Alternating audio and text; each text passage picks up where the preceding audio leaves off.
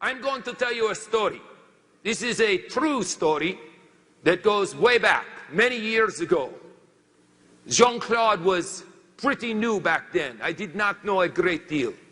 And when we were working, there was a very big, very massive man who was there. His name was Pierre. Pierre was the champion. He was the best. He would always cut down the most trees. For years, we are all very much in awe of him. He was my idol. I would chop down 17 trees in a day. Pierre would chop down 30 trees in a day. He was miraculous, incredible, so much better than anyone else. This went on for some time. Then one day, this little, how do you say, pipsqueak. This little tiny man comes in and he says, I would like to have a job chopping down the trees. And our boss says, you look like a 12-year-old. We cannot bring you in. You know, you're not masculine, tough enough. And he says, no, I'm a very good worker. You must hire me. And he says, no. And he sends him away. And we all laugh. Ha, ha, ha, ha. You know, this little pipsqueak thinks he can chop down the trees when it takes a man to do something like that. You know what I'm saying? So a couple of days later, this little man, he comes back again. He says, you must hire me. And he says, no, you're too little. He goes, I can out-chop your best man, Pierre. Now we are all getting great laughter. This is impossible. How can the little pipsqueak out-chop Pierre? Is impossible. So we say, okay, we have a couple of beers, and we sit down and we say, go to it. So we don't work that day, only Pierre and only the little man. Well, at the end of the day, Pierre comes back, and Pierre was very focused. He is a very competitive, red person, you know what I'm saying? He doesn't chop down 33. He chops down 34. That's not easy for me to say. 34 trees. His record for even Pierre, incredible, unbelievable, yes? So then, yes, so the little guy comes back and we ask the boss, how many trees did he get? And he says, 39. We are like, what, are you kidding? This is not funny. Very funny joke. The little boy chopped down 39 trees, please. He says, no, he chopped down 39. He beat Pierre. We're like, sacre bleu. I don't know what that means, but I like to say it. Sacre bleu is impossible. So, the next day, of course, they hired him. Yes, you know, he out-chopped our best man. And the next day, we come to work again. This time, Pierre is very buffed up and he is ready to go. He goes out and chops down 43. Greatest deal ever. And the little pipsqueak, 42. Amazing, unbelievable. No one can believe this. So the next day, Pierre decides he's going to, how do you say, cheat.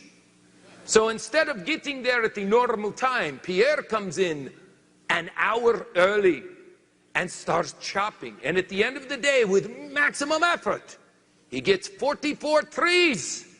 The little pipsqueak comes in an hour late, leaves an hour early, and gets 49 trees.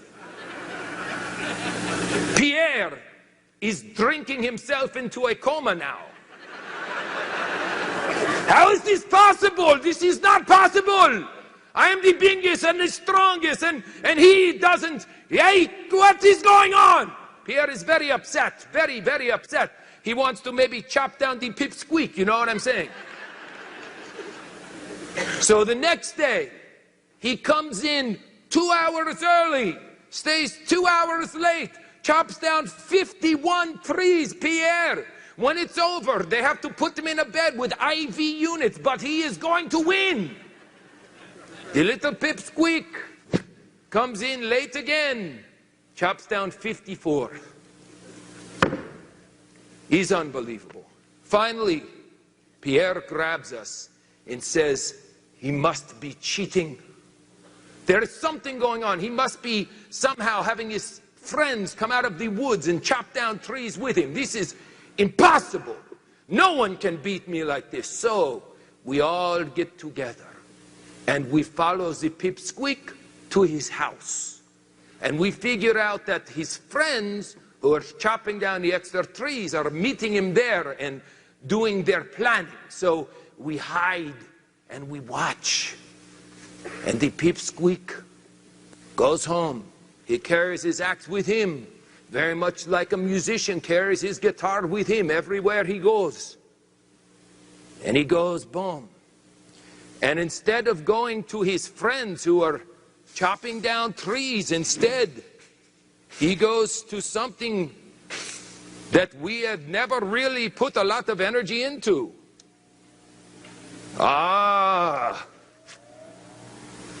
And the little pipsqueak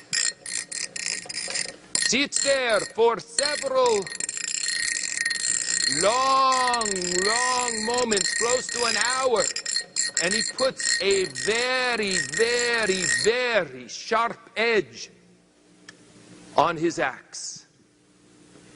Isn't that simple? See, Pierre was too busy chopping to take the time to sharpen his axe. Many of you are too busy making phone calls to take the time to sharpen your axe. I can't take 3 days off to go to this training because I have to keep chopping.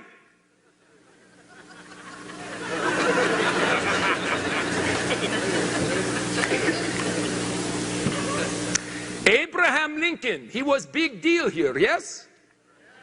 He has very famous quote. Many of you misquote it, so I'll get it straight for you. Abraham Lincoln says, if you give me 6 hours to chop down the tree, I spend 4 hours sharpening the axe. 6 hours to chop, I spend 4 hours doing the sharpening. Most of you spend 6 hours doing the chopping. No. You must sharpen your axe. Now, we are putting together these programs on a regular basis for you. We have the trainings, the regionals, we have the national events. I just want you to remember, the next time you are chopping and chopping and chopping and chopping, and other people are beating you and you think it's unfair, remember, they are the ones sharpening their axe. And it's legal for you to go and sharpen your axe too. Is this a good lesson to learn?